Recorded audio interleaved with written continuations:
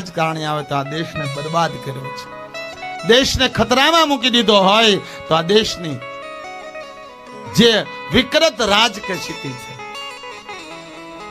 કોણ છે એનું નામ મારે લેવાનું નથી, તમને ખબર છે 10 વર્ષથી જેનો પગ ક્યાંય નથી રહેવા દીધો ને આ વખતે તો હુપડા હાફ કરી નાખવાના છે, નામ નિશાન નથી રહેવા દેવાનું. જેટલા કૂતરાઓ ભેગા થયા છે ને એ બધાયને એક રૂમમાં પૂરી આ દેશ સુરક્ષિત હોય, આ દેશ હું તમે સુખની નીંદ સુઈ શકતા હોય, ભારત આઝાદ હોય તો એનો યશ તમે કોને આપો છો? આ રાજકારણીઓને. રાજકારણીનું નામ આવે ને ત્યાં લોહી ઉકળી જાય મારું. અત્યારે હું ખબર આ લોકો હું ખાઈને જીવે, એટલું કડવું બોલે. ક્યારેક ક્યારેક એમ થાય કે આની કરતા 100 થી 50% રાજકીયો, બધાય નહીં, નકામો આમાં કોઈ કશેત કાટલો પકડશે, બધાય રાજકીયો નહીં, 100 થી 60%. આ દેશ માટે એવી બીમારી છે ને કે શું કહું. દેશને બગાડ્યો હોય, દેશને બરબાદ કર્યો હોય તો રાજકારણીઓ 100%, એમાં એનું નામ જોડાય. પણ આ દેશને સલામત રાખવા માટે હું રાજકારણીઓને બિલકુલ યશ ના આપું, જરા પણ નહીં, સહેજ પણ નહીં.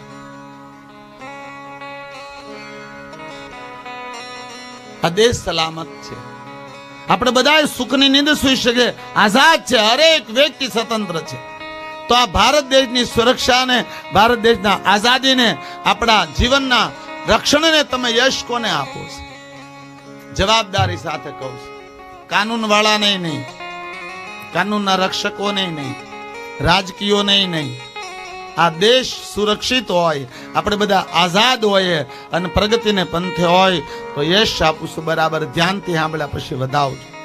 આ દેશ સુરક્ષિત હોય તો એનો યશ જાય આ દેશના સાધુઓને, આ દેશના સંતોને, આ દેશની સતીનારીઓને, આ દેશના દાતાઓને, આ દેશના મહાયજ્ઞોને અને આ દેશના તપસ્વી સાધુ બ્રાહ્મણોને જાય. આ દેશ આઝાદ છે એનો અર્થ આ દેશમાં સાધુઓ જીવે છે, આ દેશમાં સતીનારીઓ છે, આ દેશમાં આવા મહાયજ્ઞો થાય છે, આ દેશમાં દાતારો પોતાના પરસવાની કમાણી હજારોના ભોજનમાં વાપરી નાખે છે. એટલે ભારત દેશ આઝાદ છે. આ દેશ સલામત હોય તો યશ ઓનલી વન સાધુઓને આપું છું, દાતારોને આપું છું, સતીનારીઓને આપું છું. બાકી રાજકારણી આવે તો આ દેશને બરબાદ કર્યો છે, દેશને ખતરામાં મૂકી દીધો હોય તો આ દેશની જે વિકૃત રાજ કે સ્થિતિ છે, કોણ છે એનું નામ મારે લેવાનું નથી, તમને ખબર છે 10 વર્ષથી જેનો પગ ક્યાંય નથી રહેવા દીધો ને આ વખતે તો હુપડા હાફ કરી નાખવાના છે, નામ નિશાન નથી રહેવા દેવાનું. જેટલા કૂતરાઓ ભેગા થયા છે ને એ બધાયને એક રૂમમાં પૂરી અને રોટલા નાખશું, બીજું હું કરું, ખાવા દેવું પડશે. એટલા કૂતરાઓ ભેગા થયા. મને તો ક્યારેક ક્યારેક બોલતા હોય ને તો દયા આવે આની માં. અંદરો અંદર ટાંટિયા ખેંચતા હતા, અંદરો અંદર બોટિયા વેચે.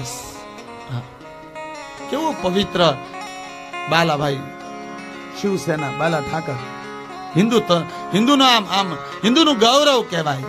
હવે એના હલકા રાજકારણીઓ સાથે મળી શક્યા છે. દેશની પરિસ્થિતિ બહુ ખરાબ છે, થોડા જાગતા રહેજો ભલા. ટૂંકામાં અહીંયા એ વાત કહેવા માંગુ છું કે એક દેશ સલામત ક્યારે થાય? એક ઋષિ બલિદાન આપે. આ બલિદાન મારે ને તમારે દેવાનું છે, આ બલિદાન માટે મારે ને તમારે જાગવાનું છે. હિન્દુ સંસ્કૃતિને બચાવી હોય ને તો આપણે જાગવાનું છે વાલા.